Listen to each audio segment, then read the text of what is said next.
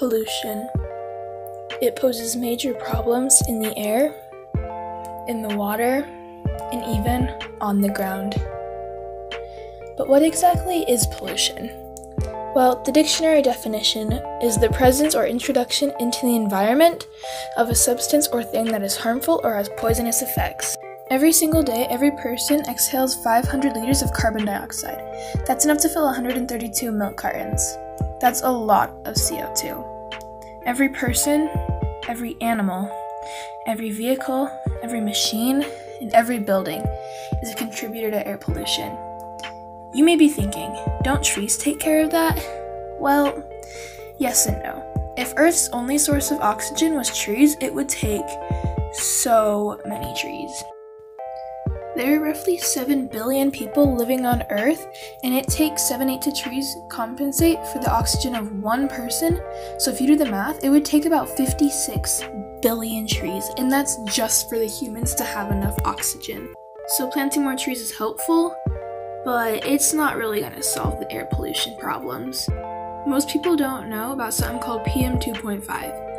It's Utah's main winter air pollutant, and it's just one of many issues. You probably have no idea what PM2.5 is. Let me explain. PM stands for particle and matter.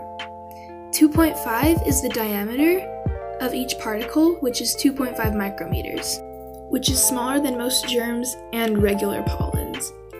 That's really small. You might be thinking, what does this have to do with me and pollution?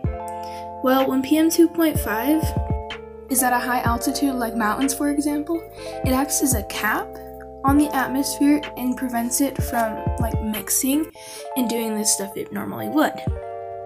When it does that, it has nowhere else to go, and so the PM2.5 falls back into the valleys, and it's now what you're breathing right now. But where does it come from? PM2.5 can't just start existing. Scientists have pinned it on 3 main sources: a point source, a mobile source, and an area source. A point source is 13% of the PM2.5, and it comes from things like commercial factories and mass production. A mobile source is 48% of it, and it comes from everyday things like trains and more.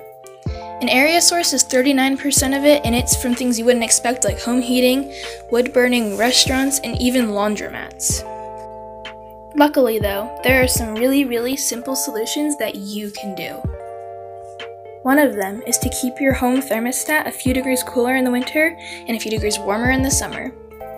Something else is to carpool, go for a walk, or just take public transit. I promise, you'll survive. It's really not that bad at all. You can also plant a community garden, with permission of course, or even just your own garden.